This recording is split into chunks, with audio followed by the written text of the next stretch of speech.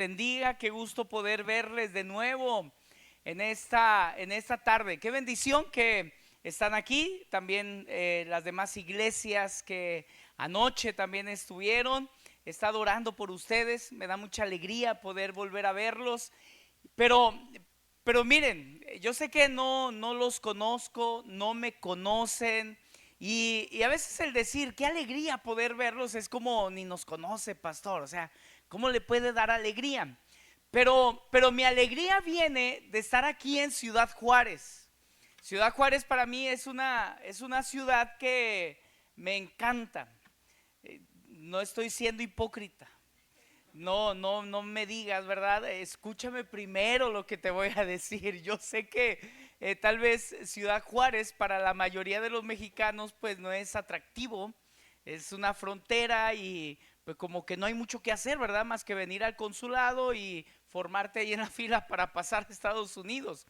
Pero, pero la familia de mi mamá son de aquí, de Ciudad Juárez. O sea, yo tengo aquí un montón de primos, tengo probablemente algunos sobrinos que no conozco, hijos de los hijos de mis primos. Y cuando era un adolescente, más o menos entre los 12 a los 15 años, 16 años, cada año me venía a Ciudad Juárez en las vacaciones de verano. Y aquí me la pasaba mi tía Berna. Ella vive allá en una colonia que se llama Infonavit Casas Grandes, Carlos Dickens 2712. Allí cerca de Plaza Juárez Mall, allí vivía, ahí vive todavía mi tía y ahí me la pasaba. Ayer que llegamos a casa del pastor, ahí me estoy hospedando, gracias por el hospedaje. Ayer que llegamos salí al patiecito y luego vi un pasillo a la orilla y digo, estos son los pasillos de las casas de Ciudad Juárez. Pero luego volteé hacia la otra casa, ya ve que nada más divide una bardita, volteé hacia la otra casa y vi un árbol que me encantó. Un árbol, pues yo creo que es el único tipo de árbol que hay aquí en Ciudad Juárez, es que le salen unas bolitas verdes. Sí, hermano, yo me acordé inmediatamente de cuando arrancábamos las lilas, pero hacíamos los tiralilas. Y inmediatamente, hermano, busqué una botella y quería arrancarle y un globo y dije, ahorita le voy a atacar al pastor. O sea, yo sí lo voy a atacar, pero bueno, el pastor es medio serio y dije, no creo que quiera jugar al tiralilas conmigo.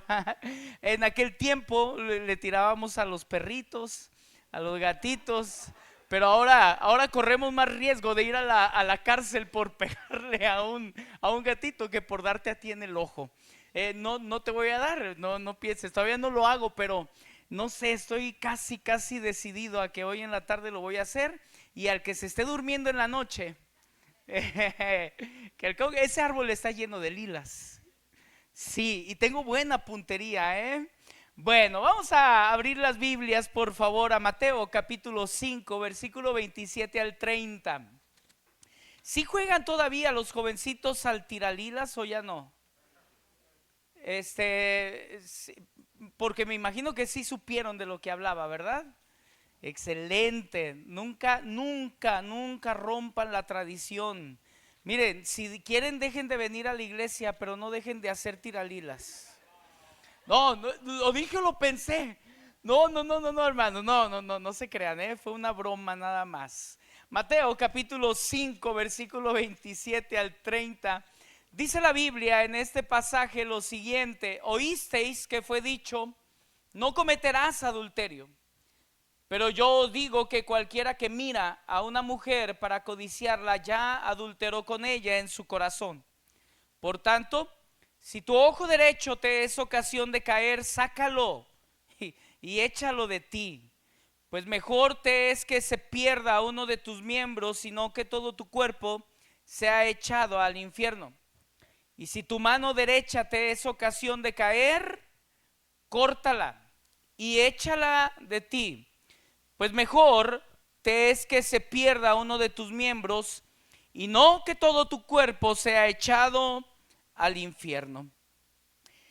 El pasaje que acabamos de leer claramente habla acerca de una de las inmoralidades, de tipo sexual que existen, especialmente en el matrimonio. Habla del adulterio.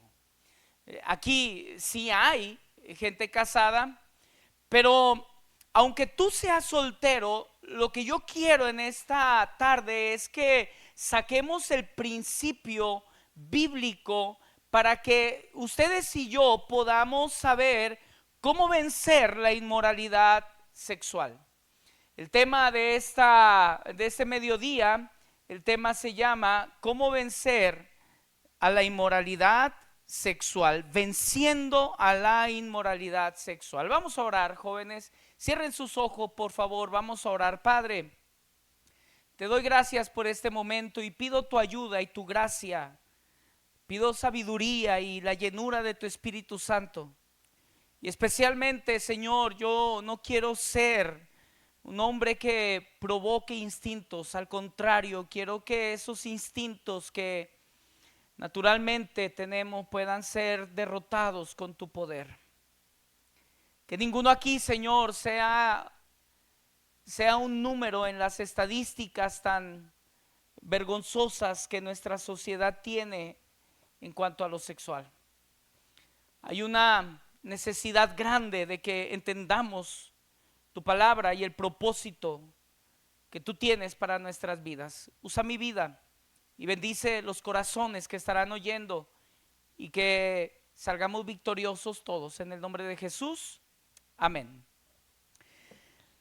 Según el INEGI, la primera relación sexual que tienen los mexicanos en hombres es a los 17 años.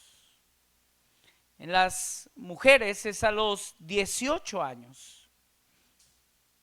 Solamente el 14% de los solteros mayores de 18 años son vírgenes. Eso es algo que me llama mucho la atención. No estoy juzgándote a ti.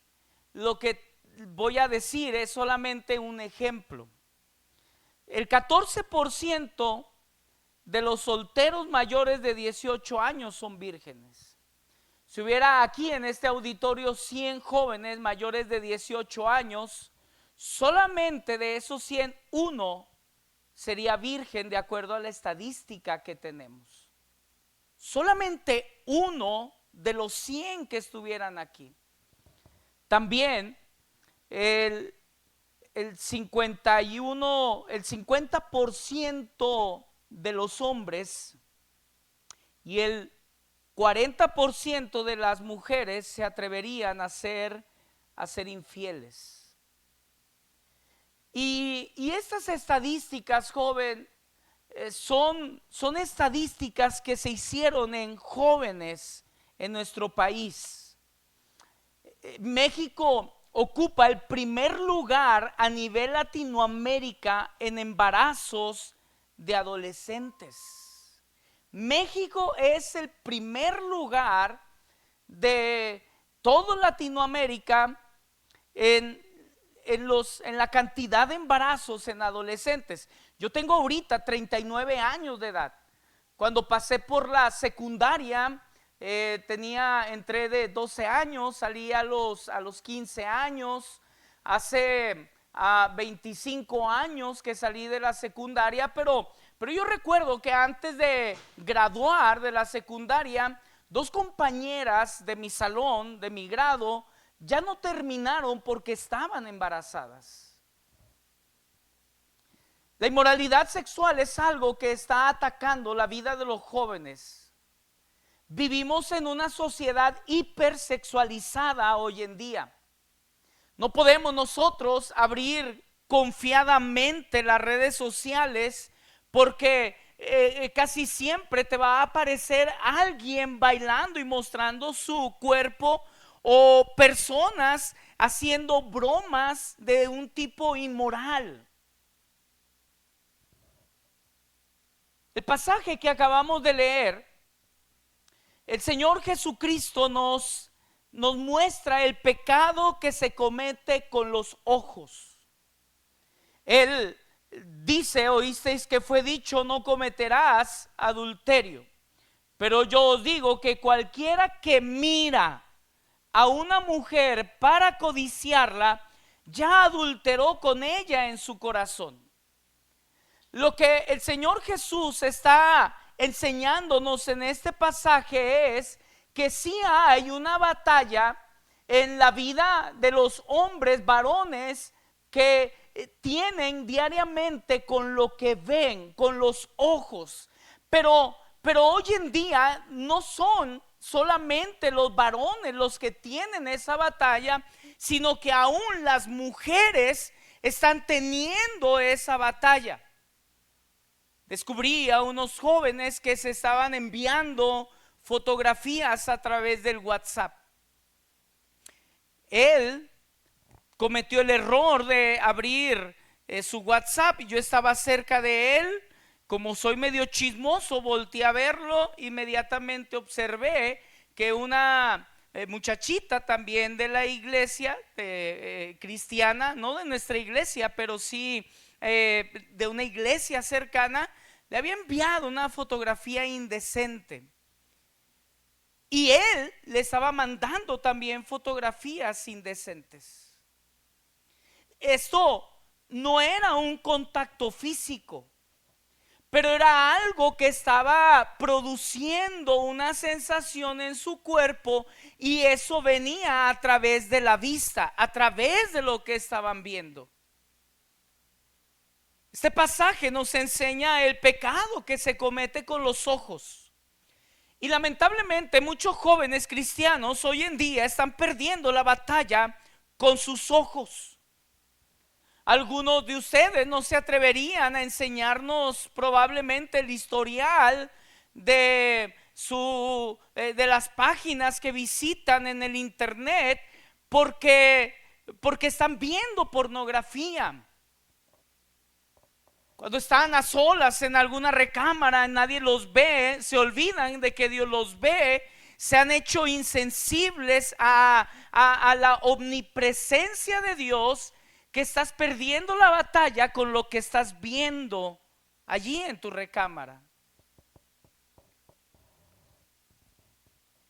Nuestro Señor Jesucristo de manera muy clara dijo que aquel que mira a una mujer para codiciarla, es decir, deseándola para él, o voy a aplicarlo también, deseándolo para ella, aún sin haber contacto físico, ya hubo pecado en su corazón. Podemos confundir a nuestra mente diciéndole: es que no he cometido el acto, es que no estoy físicamente con aquella persona. Sin embargo, el Señor Jesús nos explica que ese pecado de inmoralidad sexual no necesariamente requiere de contacto físico, hombre, mujer, mujer, hombre, mujer, mujer, hombre, hombre, o más terrible y depravado y perverso, algún joven con un niño. Estuve en una iglesia predicando el año pasado. Y el pastor me pidió que hablara con un jovencito de 15 años de edad. Este jovencito estaba pasando por un proceso de investigación y un proceso judicial porque él había abusado sexualmente de su sobrina de 6 años de edad.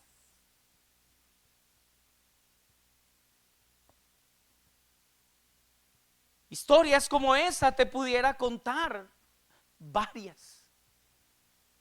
Y eso es algo que está sucediendo hoy en nuestra vida. El punto clave aquí en este pasaje es la tentación que toca a tu puerta, provoca un deseo por lo prohibido y luego se convierte en pecado, aún sin haber contacto físico. Aun cuando solamente sea con la mirada. Platicaba con un varón y este varón me contó que estaba batallando con la pornografía. pensando en este pasaje, él me decía, ¿qué hago? Yo lo que quiero es, te confieso esto porque yo quiero tener a alguien en quien confíe, que sé que no me va a juzgar o que no va a andar divulgando mi nombre y diciéndole a otros, no me va a cortar su amistad. Y quiero tener a quien rendirle cuentas para salir de esta situación. Pero también necesito que me digas qué puedo hacer para dejar la pornografía. Pensé en este pasaje y lo primero con lo que comencé fue decirle, pues, a situaciones problemáticas, decisiones drásticas. La manera en que el Señor Jesús dice en este pasaje que se trata este asunto es con decisiones drásticas, porque es un problema grave que no debemos de minimizar. Tan grave es el problema, el pecado de inmoralidad sexual, que el Señor Jesús dice: si tu ojo derecho te es ocasión de caer, sácalo, échalo de ti. O sea, toma decisiones drásticas en tu vida. No lo minimices, no lo veas como algo que no causa problema mental o emocional o espiritual en tu vida. Es tan grave este problema que te sugiero que agarres tus ojos, te los saques y que vivas así. Tan grave es este problema que dice: si tu mano derecha te es ocasión de caer, córtala y échala de ti. Y es aquí donde quiero hacerte una observación muy interesante. Quiero que analicemos estas palabras porque el Señor Jesús nos presenta un cuadro en el que Él hace una relación entre el sentido de la vista y el sentido del tacto. Como que no entendía, bueno, ¿a qué se referirá? Habla de mirar, pero luego trae a la escena la mano derecha. Tenemos 5 sentidos. Uno de ellos es el sentido de la vista, otro de ellos es el sentido del tacto.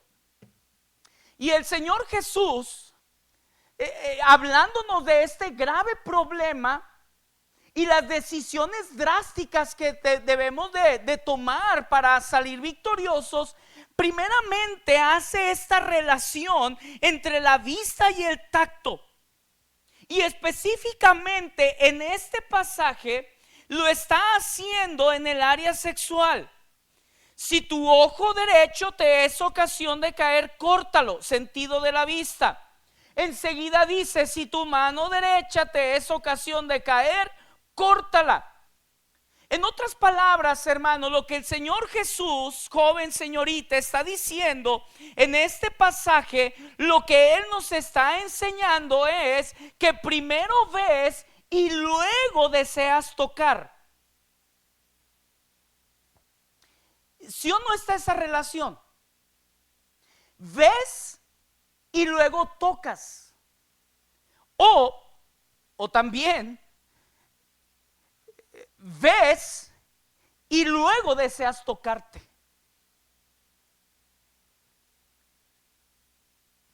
En mi opinión, yo creo que en este pasaje el Señor Jesús nos está advirtiendo sobre el pecado de la autosatisfacción sexual. Él nos presenta un cuadro donde no hay contacto físico entre dos personas, pero sí hace una relación entre ves, codicias, y luego habla del ojo y luego habla de la mano. Y prácticamente, hermano, lo que el Señor Jesús está hablándonos es de ese pecado de la autosatisfacción. Jesús condena esta práctica en los creyentes. Es una práctica condenable. Yo no estoy de acuerdo con algunos escritores de libros cristianos. Hay un hombre, un autor muy reconocido que él explica que la autosatisfacción entre los jóvenes no es un pecado, que es más bien es algo tan natural que tiene que ser permitido en los jóvenes, y se supone que él es un cristiano y muy famoso, que escribe demasiados libros acerca de la familia. Pero independientemente de lo que el mundo pueda creer, o alguna persona con autoridad pueda pensar o tener su opinión acerca de esto, el Señor Jesús claramente dice: es mejor que te quite los ojos, es mejor que te quite las manos, que todo tu cuerpo sea echado al infierno. Él está condenando claramente esta práctica. Sí, es un pecado. Y sí, es un pecado que te lleva al infierno.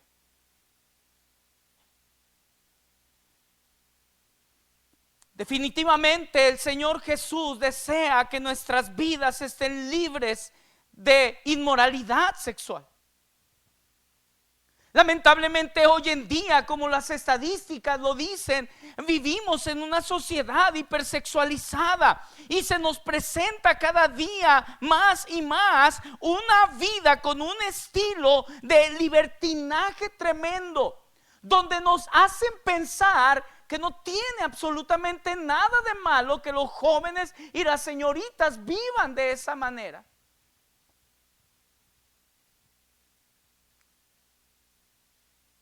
Es necesario cuidarnos. Es necesario que te cuides, joven, señorita, para no caer en tentaciones que van a lastimar tu mente, que van a dañar tu corazón, que te van a apartar de una comunión personal con el Señor. Platicaba con un joven que se me acercó. Yo era un supervisor ahí en el colegio bíblico, y de pronto un día desapareció él, su novia, y regresaron después de algunos días, y él se me acercó y me dijo: yo sé que hice mal. Y luego después me dijo: pero qué rico es este pecado. Y en ese momento le dije: qué sinvergüenza eres. En cambio hubo otro que se me acercó y con lágrimas en sus ojos, y todavía recuerdo esa escena donde él se tiró al piso y me abrazó de los pies, y llorando con una amargura que todavía me estremece y hace que mi piel se ponga chinita al recordarlo, y decía: ¿por qué lo hice? Yo no quería hacerlo, caí en pecado, yo no quería hacerlo.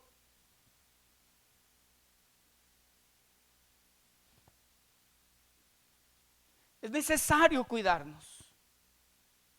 El Señor Jesús lleva este asunto al corazón. Allí en el versículo número 28 dice: pero yo os digo que cualquiera que mira a una mujer para codiciarla, ya adulteró con ella. ¿En dónde, hermanos? En su corazón.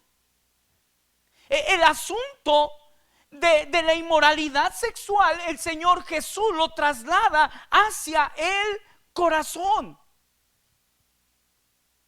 Como algunos predicadores lo han dicho en varias ocasiones, el corazón del problema es el problema del corazón.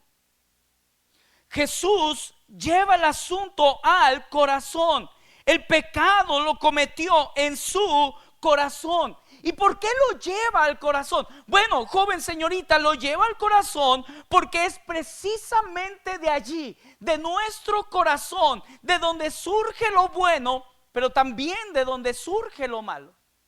Mira lo que dice Marcos capítulo 7, por favor. Marcos capítulo 7, versículo 21. Marcos capítulo 7, versículo 21, la Biblia dice: porque de dentro del corazón de los hombres. Marcos 7, 21 al 23. Dice, porque de dentro, ¿de dónde, hermanos? De dentro. Y luego continúa, del corazón de los hombres. ¿Qué sale de dentro del corazón de los hombres? Salen, léanlo conmigo por favor, todos, 1, 2, 3. Los malos pensamientos. A ver, quiero escucharlos. Si están ahí, si traen su Biblia o no la traen. Sí, acompáñenme, vamos a leer este pasaje. Allí después del corazón de los hombres, y vamos a comenzar en salen, fuerte por favor, todos unidos, 1, 2, 3. Salen los malos pensamientos, las fornicaciones, hasta allí, hasta allí. Jesús, nuestro Señor y Salvador, nos explica cómo es que aparece este pecado. El primero dice de dentro del corazón de los hombres. Cuando vimos el pasaje base, allí también habla, ya adulteró con ella en su corazón. La miró, la codició y luego todo esto vino a ser un pecado del corazón. Cuando habla el Señor Jesús acerca del corazón, dice que de dentro del corazón, de allí surge este pecado. Cuando habla la palabra corazón, está hablando acerca de nuestro ser interior, de nuestra naturaleza humana.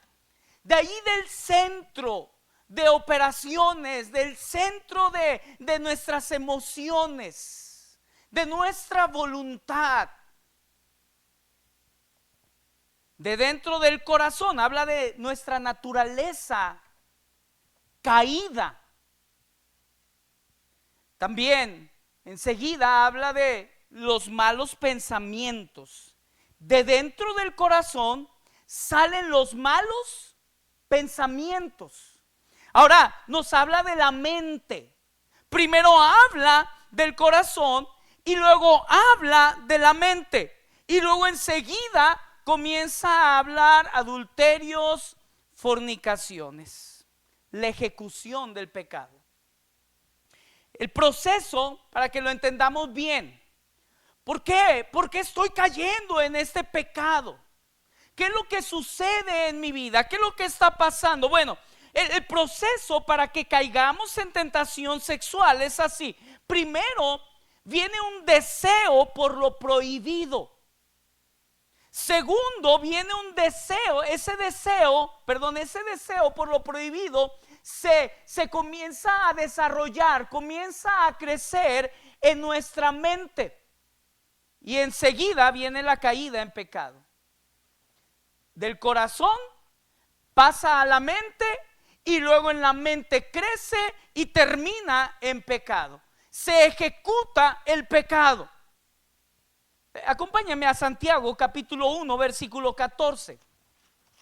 En Santiago 1:14 encontramos el mismo orden que nos enseña el Señor Jesús. Mira Santiago capítulo 1 versículo 14, por favor.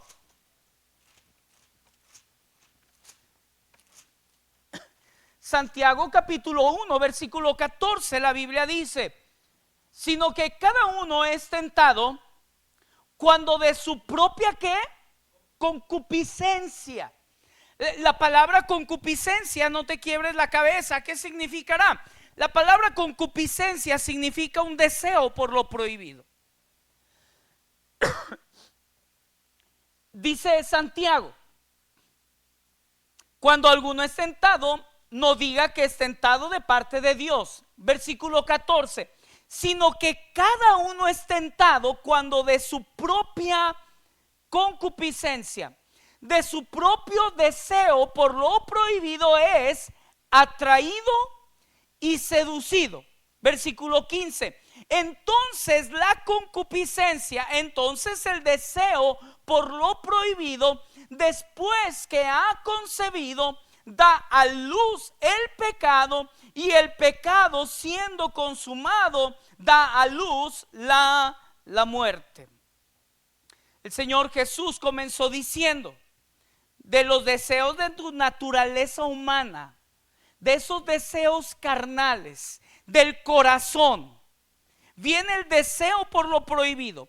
Luego ese deseo se desarrolla en la mente y luego termina en pecado. Santiago habla de concupiscencia, un deseo por lo prohibido. Nace en el corazón ese deseo, pero luego él dice concibe, usa la palabra concebir, ahí en el versículo número 15. Él es atraído por ese deseo, él es seducido por ese deseo y luego ese deseo concibe. Esto nos habla, hermano, de cómo se va formando en la mente una idea. Y entonces viene la consumación. Otra vez nos explica ese mismo proceso que el Señor Jesús habló allá en Marcos capítulo número 7. Santiago, él usa términos de procreación. Tengo una esposa, nada más me alcanza para tener una. No se crea.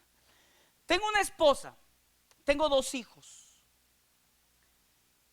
Cuando mi esposa me dijo, ¿verdad?, que estaba embarazada, fue una tremenda felicidad, nos emocionamos y solamente era cuestión de tiempo para que diera a luz y pudiéramos ver físicamente a nuestros bebés. Ya había concebido, solamente era necesario esperar el tiempo de Dios establecido para que entonces pudiéramos conocer a nuestros bebés. Santiago usa términos de procreación y lo usa, hermano, para explicarnos cómo es que nace el pecado en nuestras vidas. Primero comienza con un deseo y luego después ese deseo concibe en la mente. Una vez que concibe ese deseo en nuestra mente, entonces solamente es cuestión de tiempo para que salga a la luz, para que dé a luz el pecado. Está el deseo, viene a la mente y en la mente concibe y ya no hay vuelta para atrás. Ya no hay vuelta para atrás. A veces ustedes podrán decir, caray, pero yo no quería hacerlo. No, el problema es, yo te creo, no querías hacerlo. Pero el problema es que fuiste atraído, fuiste seducido, dejaste que se formara una idea en tu mente y ya no hubo vuelta para atrás. Ya nada más era cuestión de tiempo para que ese pecado que ya estaba formado en la mente saliera a la luz. La verdadera batalla está aquí, hermano, en nuestros pensamientos. No podemos hacer absolutamente nada contra los deseos, porque el mismo apóstol Pablo en su carta a los Romanos dice, mi carne gime, mi cuerpo gime por ser liberada. Miserable de mí, ¿quién me librará de este cuerpo de muerte? No entiendo lo que hago, porque lo que quiero hacer no lo hago, y lo que aborrezco, eso es lo que estoy haciendo. ¿Qué pasa en mi vida? Él está hablando acerca de esos deseos. Gloria a Dios, hermano, por Jesucristo. Él ha redimido nuestras almas. Nuestras almas ya han sido libertadas de la esclavitud del pecado, pero aún nuestro cuerpo no. Ese será librado hasta que venga Jesucristo y seamos transformados. Y mientras tendremos batallas. Y mientras estamos aquí seguiremos luchando contra los deseos de la carne. Yo ya no me quiero enojar, pero de repente me quiero pegar de gritos con la gente que se me mete en el carro. Yo voy tranquilo y se me atraviesan y quiero pitarles y quiero gritarles y quiero defender mis derechos. Y todo eso es algo de las obras de la carne con las que batallamos constantemente. Yo te creo cuando tú dices, pastor, yo ya no quiero caer en ese pecado. Ya no quiero mirar esas cosas, ya no quiero desear hacer esas cosas, ya no quiero atentar contra mi propio cuerpo. Pero el problema es que allí está el deseo, eres atraído, eres seducido y luego dejas que conciba en tu mente. Y una vez que concibe, no es como decir, pues me practico un aborto mental. Ya nada más es cuestión de tiempo para que salga a la luz. Santiago nos explica este mismo proceso. Para que me entiendas mejor, esto es parecido a lo que le sucedió al niño de la ilustración. Si te acuerdas, si te sabes esa ilustración o no. El niño estaba en casa. Al niño le gustaban los chocolates.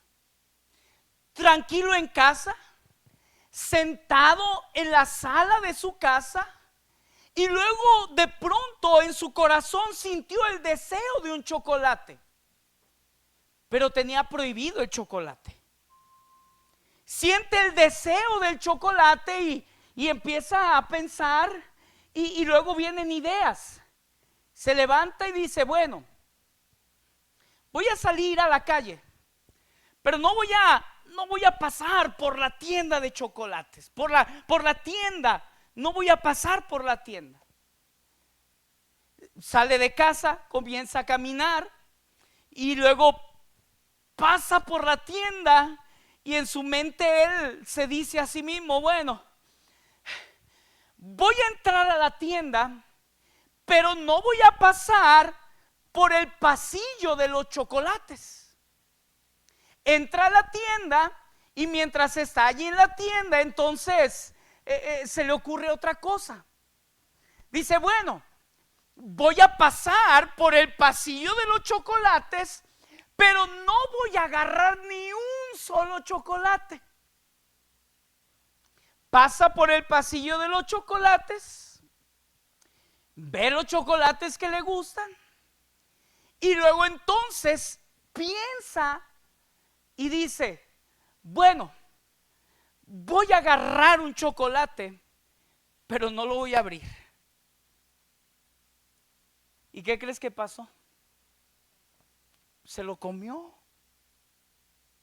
Justo lo que él estaba diciendo cada vez que no iba a hacer, terminó haciéndolo. Y así estamos nosotros muchas veces con este pecado. Así están muchos de ustedes muchas veces con ese pecado. Están tan tranquilos disfrutando de vivir en victoria.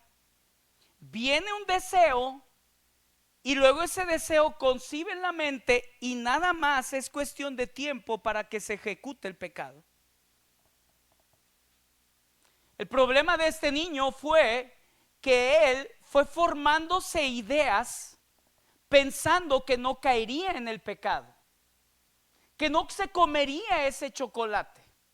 Todo el tiempo lo estuvo negando, pero en su mente esa idea ya había concebido y solamente era cuestión de ir paso tras paso para caer en ese pecado.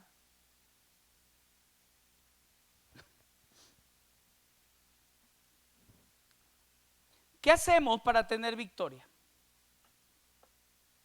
Dijo un escritor, la persona que acepta el mal pensamiento siempre cree que no va a llegar a cometer el hecho.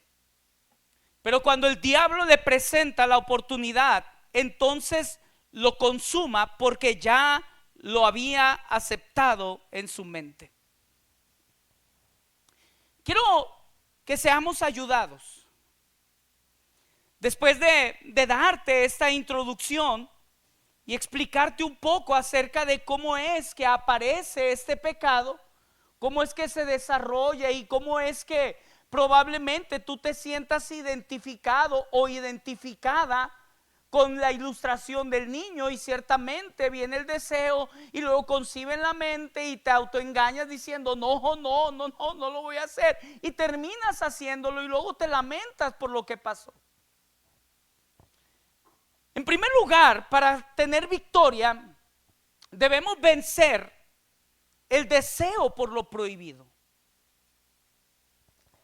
Romanos capítulo 13, versículo 14, la Biblia dice de la siguiente manera. En Romanos capítulo 13, el versículo 14, la Biblia dice lo siguiente: sino vestidos del Señor Jesucristo, y no proveáis, ¿para qué, hermano? Para los deseos de la carne. En su carta a los Gálatas, el apóstol Pablo les dice: porque los deseos de la carne dice, digo pues, andad en el Espíritu y no satisfagáis los deseos de la carne. Manifiestas son las obras de la carne, que son adulterio, fornicación, inmundicia, lascivia. Comienza siempre que habla de estos deseos de la carne, y cada vez que se explica los pecados del corazón, siempre comienza hablando acerca de la inmoralidad sexual. Y lo primero que tenemos que entender es que ustedes y yo tenemos esa carne que tiene deseos, por lo tanto tenemos que luchar contra la carne y no proveerle para sus deseos. No satisfagas los deseos de la carne. No alimentes la carne. No le acerques lo que la carne quiere comer. No le proveas tú para la carne. El problema no es el ambiente en el que estás. El problema es que el ambiente tú no lo podrás cambiar muchas veces, pero lo que sí puedes hacer es no proveerle a tu carne lo que el mundo te quiere ofrecer. Yo puedo andar por la calle de la ciudad y yo no puedo controlar el cómo vista a alguna mujer, si viste decentemente o si no lo hace. Tengo un mandado que hacer.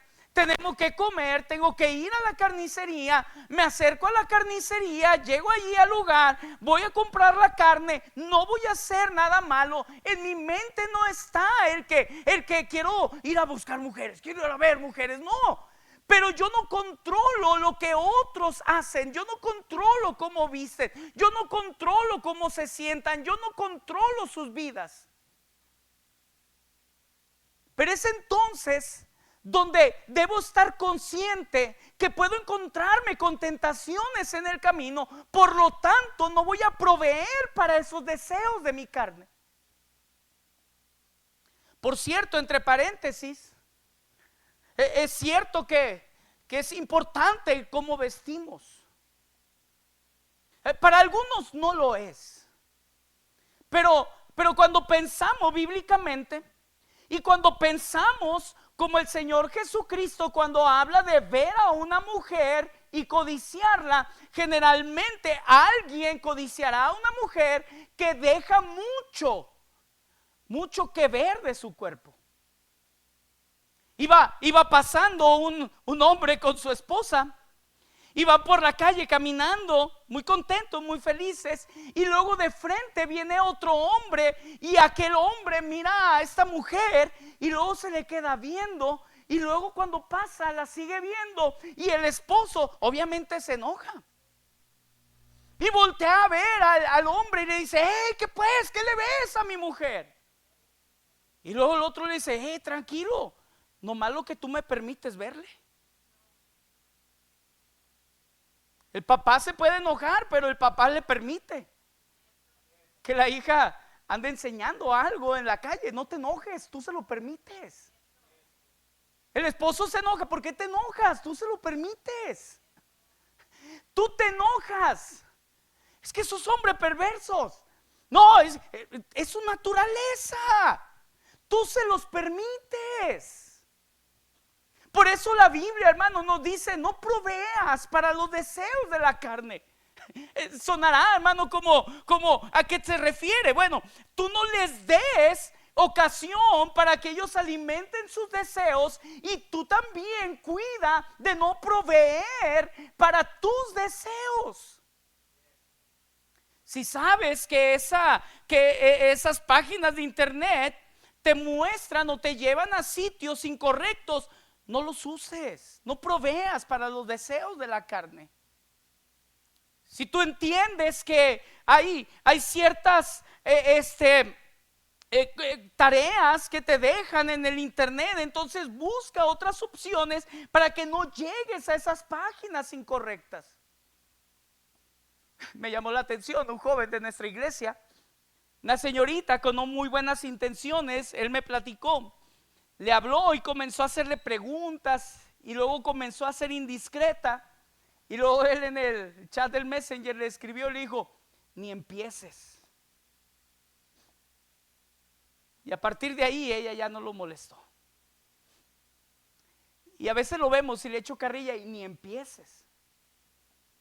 ¿Sabes lo que me dio gusto? Fue que él tenía la opción de proveer para los deseos de su carne o decirle a su carne: ni empieces.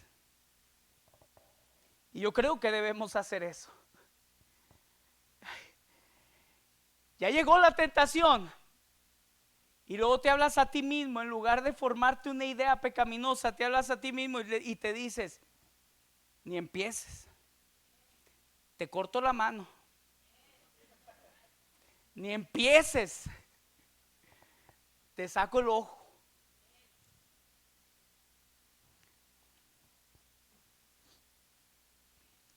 Tendremos deseos en nuestra carne, por eso la Biblia dice que no los satisfagamos. Allí en Romanos 13:14, donde estamos, dice: sino vestidos del Señor Jesucristo. Quítate tu ropaje, espiritualmente hablando, sucio, y vístete con la pureza del Señor Jesús. Vestidos del Señor Jesucristo. Es decir, Adiel, este Adiel Rosas que tú estás viendo, tiene deseos. Y yo no quiero caer en esos deseos. No quiero pecar contra mi esposa. No quiero pecar contra mis hijos. No quiero pecar contra el nombre del Señor Jesucristo. No quiero pecar contra los hermanos de la iglesia que Dios me permite pastorear. Por lo tanto, me quito a Adiel Rosas y me visto del Señor Jesucristo y su pureza. Para que al andar en mi vida diaria, entonces no sea Adiel Rosas con sus deseos quien va caminando por este mundo, sino que sea el Señor Jesucristo en mi vida quien está obrando y quien está caminando en este mundo a través de mí. Nos vestimos, nos despojamos. Por eso Pablo con toda seguridad podía decir: con Cristo estoy juntamente crucificado y ya no vivo yo. Ya no soy Saulo de Tarso. Saulo de Tarso ha muerto. Saulo de Tarso está crucificado. Ahora Cristo vive en mí.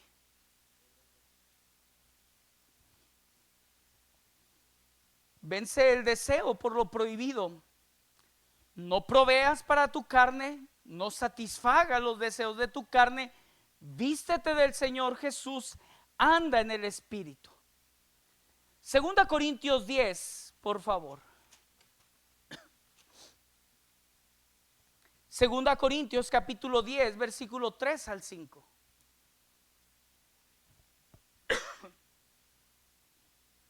Dice la Biblia: pues aunque andamos, ¿en qué, hermanos?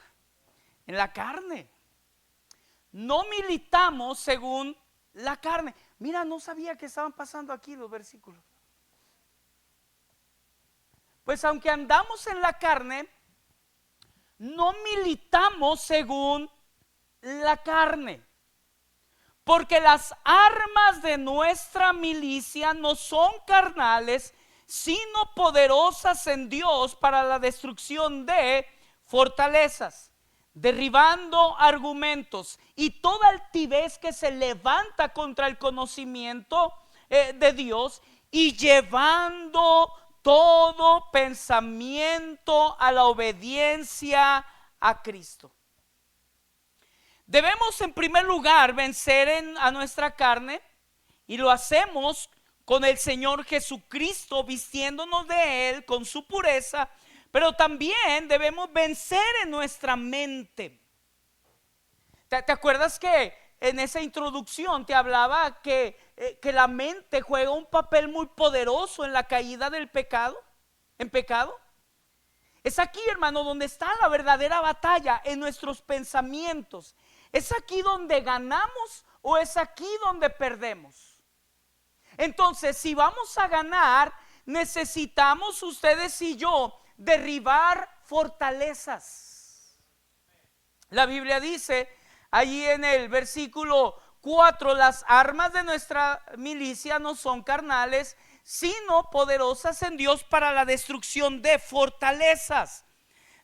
Yo no soy muy bueno jugando videojuegos, pero he visto algunos videojuegos donde hay guerras, ¿no?, entre reinos. O he visto películas también, o la misma historia nos habla de esas batallas épicas de reinos contra reinos. Si viene un ejército para conquistar aquel reino, está el castillo, pero el ejército enemigo no se acerca si no tiene fortalezas antes. Va creando fortalezas y se va acercando poco a poco, de tal manera que ellos se pueden defender y al mismo tiempo atacar. El ejército o la nación, que el reino que quieren conquistar está en su castillo, y desde allí ellos se están defendiendo. Pero el ejército enemigo va creando fortalezas para acercarse y luego entrar al reino, conquistarlo y provocar destrucción.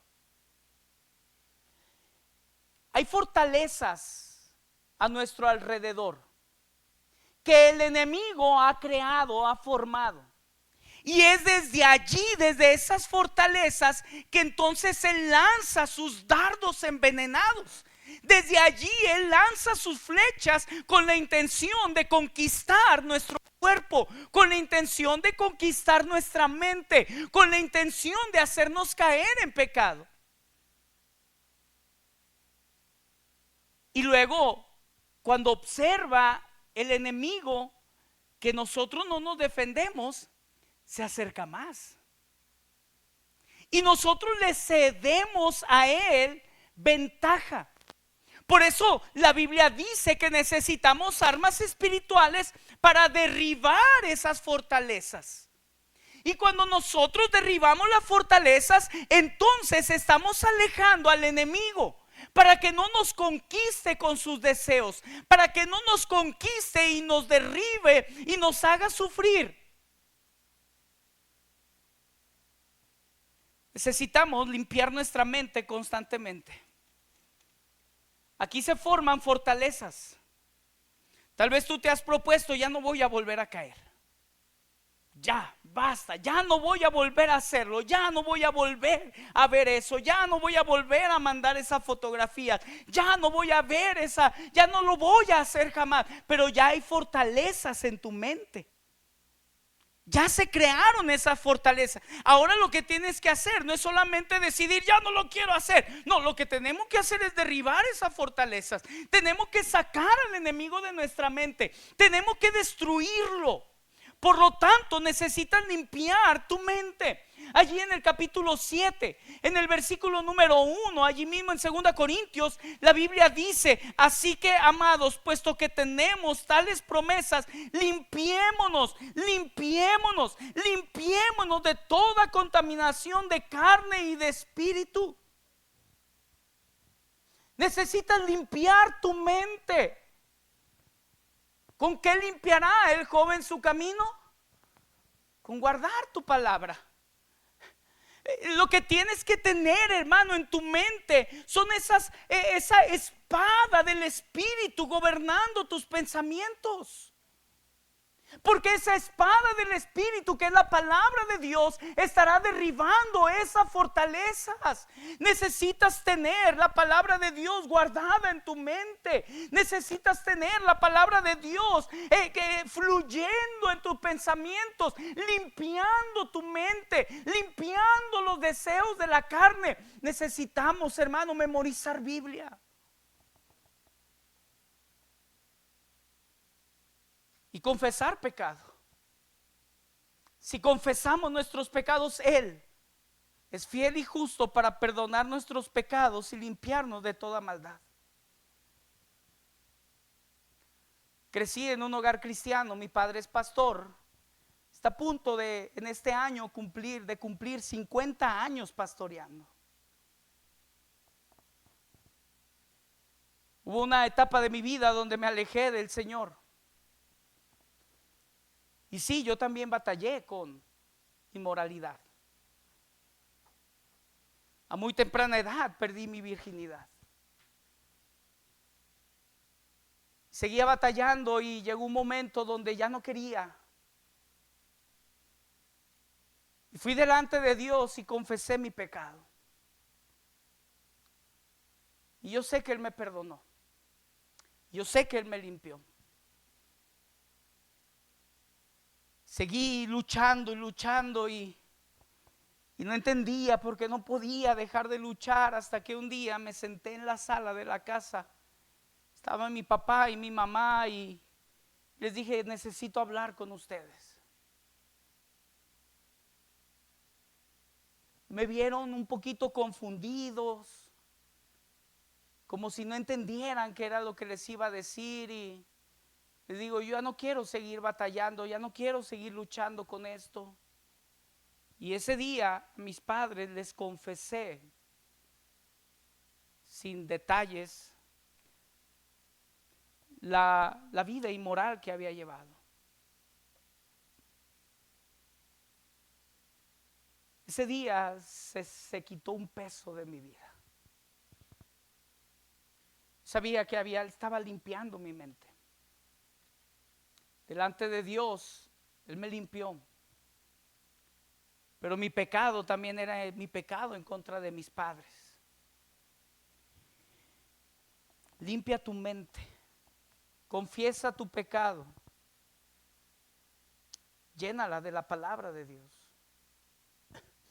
Allí en el capítulo 10, versículo 5, la Biblia dice: derribando argumentos y toda altivez que se levanta contra el conocimiento de Dios, y llevando cautivo todo pensamiento a la obediencia a Cristo. Fíjate qué tremendo. Está hablando de guerra, está hablando de milicia, está hablando de armas, está hablando de fortalezas, está hablando de llevar cautivo. Esa palabra cautivo significa prisionero de guerra. ¿Qué significa esa palabra? Exacto. Está el ejército enemigo, se está acercando al reino, hay una batalla que se libra y luego el enemigo queda herido. Y entonces muchas veces lo que nosotros hacemos es regresar hacia nuestro castillo. Y lo que la Biblia nos dice es: no, el enemigo ya está herido, el enemigo ya está moribundo, el enemigo ya está débil, ha perdido fuerza. No lo dejes ir. ¿Cómo, pastor? No lo dejes ir. Porque lo dejas ir, se recupera y luego viene más fuerte y viene con deseos de venganza y viene tal vez con más personas, porque dice: ¿sabes qué? No pudimos nada más nosotros 5, necesitamos otros 10. Y viene más fuerte a atacarte. Entonces, lo lógico en una guerra es que si el enemigo está débil, entonces lo que hacen es tomar prisioneros de guerra para minar el ánimo y también para quitarle personas al ejército enemigo. Y esto es lo que la Biblia, hermano, nos está enseñando para tener victoria: llevar cautivo todo pensamiento a la obediencia a Cristo. Ah, ya vino ese mal pensamiento. Lárgate de aquí, no te quiero. Nos sacudimos la cabeza y se va. Y luego viene otra vez y, ay, ahí viene otra vez. No, úchale, fúchila, lárgate de aquí. No te quiero conmigo. No, hermano, llega el enemigo, está allí el pensamiento, lo capturas y luego vienes y se lo presentas al Señor Jesucristo para que Él lo aprisione,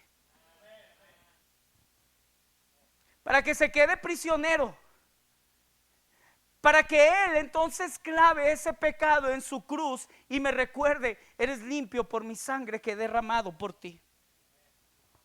El pecado ya no se enseñorea de ti. El pecado ya no te domina a ti, porque ahora yo pagué el precio para que ese pecado no te domine, para que ese pecado no se enseñoree de ti, para que ese pecado no te derrote. Yo ya pagué el precio y es allí, hermano, donde en la batalla que libramos diariamente nos acordamos de la obra de nuestro Señor Jesucristo y podemos decirle a esos malos pensamientos: no, tú ya no puedes contra mí, porque en mí está el Señor Jesucristo. Te tomo ese mal pensamiento, lo tomas y se lo llevas al Señor Jesucristo en oración para que Él lo aprisione, para que se quede allí como prisionero de guerra, llevando cautivo todo pensamiento a la obediencia a Cristo. Estaba ahí el pastor contando su testimonio y luego él decía: cuando trabajaba en una fábrica, tenía a su esposa, tenía a sus hijas, pero había una mujer que lo molestaba en la fábrica constantemente. Él menciona que era una mujer atractiva y todo el tiempo estaba detrás de él. Un día dice que estaban en un lugar a solas. Esta mujer se le acercó y comenzó a seducirlo. Y él en ese momento pensó: yo voy a llegar a casa en unas horas más. Mi esposa va a escuchar que yo estoy abriendo la puerta y junto con mis hijas van a correr hacia la puerta como lo hacen todos los días. Y cuando yo abra la puerta, todas mis niñas se me van a abalanzar y me van a abrazar, me van a dar un beso. Y mi esposa, como todos los días, va a aparecer atrás de ellas, y me va a dar un beso y me va a preguntar que cómo estoy. Y en ese momento yo no voy a poder verlas a los ojos. Voy a sentir vergüenza. Voy a voltear la mirada y no les voy a hablar como normalmente lo hago. Y luego me van a preguntar: ¿qué tienes, papi? Y mi esposa me va a preguntar: ¿qué te pasa, cariño? Y en ese momento me voy a derrumbar y voy a quererme morir de la vergüenza. Después de haber pensado eso, entonces él se alejó y huyó y jamás volvió a ese lugar.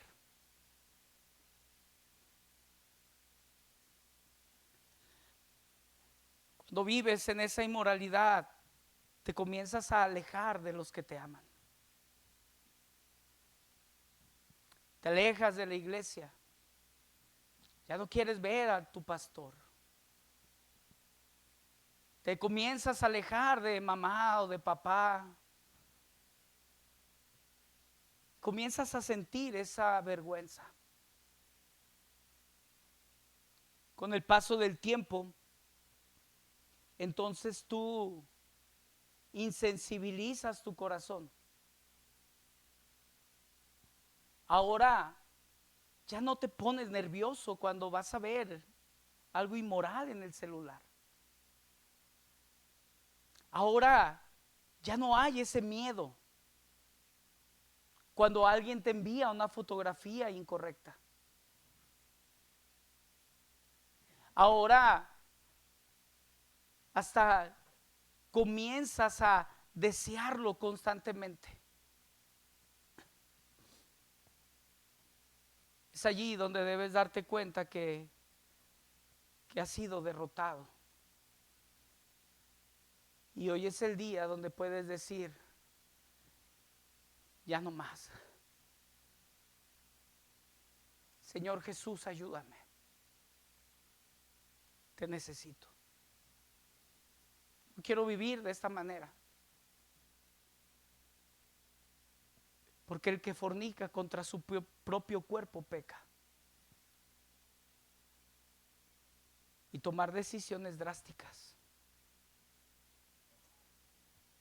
Porque sí es un problema grave. Quiero invitarte a tomar una decisión. Y la decisión es, independientemente de lo que haya sucedido en el pasado,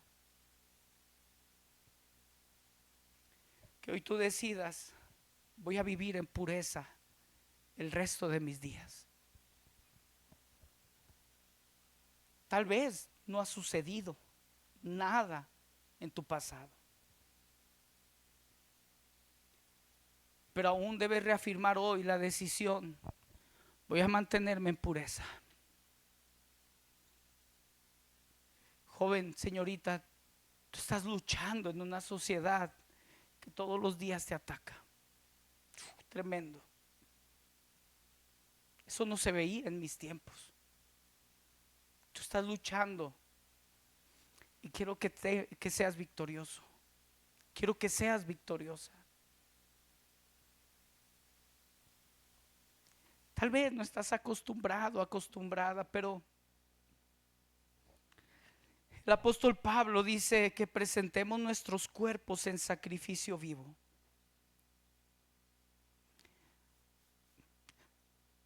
Perdóname si digo algo que a lo mejor va a sonar raro, pero ¿por qué no hacemos un altar espiritual? Y llevamos nuestros cuerpos a ese altar y se lo presentamos al Señor. Le decimos, Señor, este cuerpo no es para la fornicación. Este cuerpo, esta mente son para ti. Yo necesito hacer otra vez esa promesa, esa decisión con Dios. Quisieras acompañarme aquí y hacemos un altar y nos arrodillamos delante de Él y oramos y le pedimos que Él nos dé la victoria. Ponte de pie, joven, señorita, pónganse de pie. Y vengan, hagamos un altar. Vamos a nuestras rodillas, vamos a orar. Ven, joven, señorita, ven. No estoy diciendo que al venir tú estás aquí porque ya has caído. Estoy diciendo que vendrás y estaremos aquí porque no queremos caer. Vengan, joven, señorita, vamos a orar. Si el piano, la música, algo pueden tocar. Si no, no importa. No pasa nada, pero vengan, hagamos un altar, presentemos nuestros cuerpos en sacrificio vivo, santo, agradable a Dios. Digámosle aquí de rodillas, Dios, dame la victoria, Señor Jesús, lléname de ti. No tengan temor, vengan y aquí atrás de ellos, vamos a hacer un altar. Tomen esa decisión, presenten sus cuerpos en sacrificio vivo, vamos a orar. Padre, gracias te damos por tu palabra, Señor.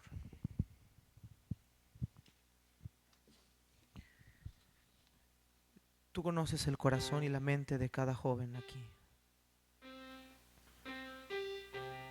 Tú sabes lo que ellos han pasado, lo que han vivido.